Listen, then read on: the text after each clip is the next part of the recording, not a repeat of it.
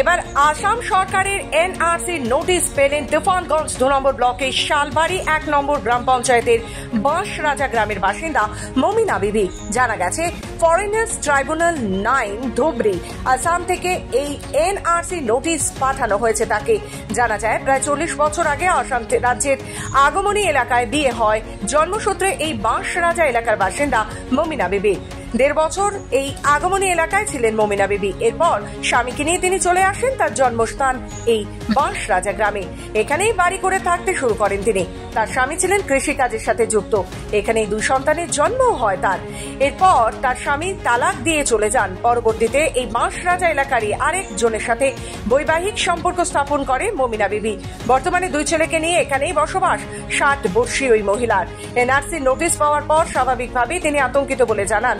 পাশাপাশি তিনি আরও জানান এই নিয়ে 3 বার এনআরসি নোটিশ এসেছে তার কাছে। আপনার বিয়ে কোথায় ছিল? আসামে। আসামে। কতদিন সংসার করেছিলেন? 1.5 বছর। স্বামীর বাড়ি কি ওখানে?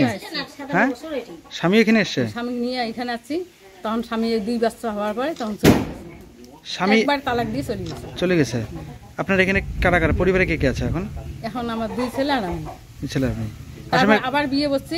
ওর স্বামীও মনে করেন সারা মতো। আচ্ছা, তাই আবার 2 ছেলে নিয়ে এখানে আসি। গত 2 বার নোটিশ আসার পরেও তিনি যাননি ধুবড়ি এনআরসি দপ্তরে। আর এবার এনআরসি দপ্তরে না গেলে তাকে গ্রেপ্তার করা হতে পারে বলে আশঙ্কিত মহিলা। এই মুহূর্তে সীমাহীন আতঙ্ক ঘিরে ধরেছে তাকে। এই নোটিশ আসায় আতঙ্কিত মমিনা বিবির ছেলে মোজাম্মেল মিয়াও। ঘটনা তো কিছু জানা নাই আমার, নোটিশ তো একজন নেই নাই। এখন নোটিশ আসে আমরা তো দেখি না, সারাদিন কাজ করা লাগে। কাজ করে আমি মতো শুয়ে আইসি, কাগজটা দেখি না, আর পড়তে পারি না। ওই অবস্থায় আছে। কালকে আসছে, আইসে বলে যে ওর থেকে 2টা নোটিশ দেওয়া হয়েছে, 2-3টে। তাহলে ওটার তো যাওয়া নেই এখন। কাল বছর মতো করে দেওয়া লাগবে ধুবড়ি। কে বলেছে এটা আসে? এটা থানা থেকে কি আসে। খবর পেয়ে ছুটে আসেন জেলা তৃণমূলের সভাপতি অভিজিৎ দে ভৌমিক সহ অন্যান্য নেতৃত্বরা।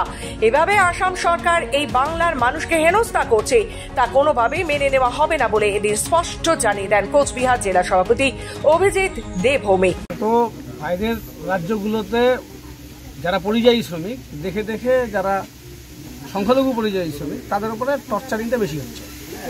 দিল্লি, হরিয়ানা, উত্তরপ্রদেশ, গুজরাট সব জায়গায়।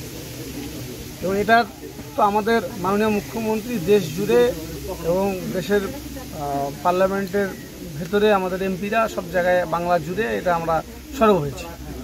কুচবিহারকে আসামকে দিয়ে টার্গেট করা হচ্ছে। আসামের হেমন্ত বিশ্ব শর্মা দায়িত্ব নিয়েছে কুচবিহারে, উনি করাচ্ছেন, কিন্তু ওনার কোনো লাভ হবে না। কোচবিহার থেকে মজনুর রহমানের রিপোর্ট, খবর বাংলা।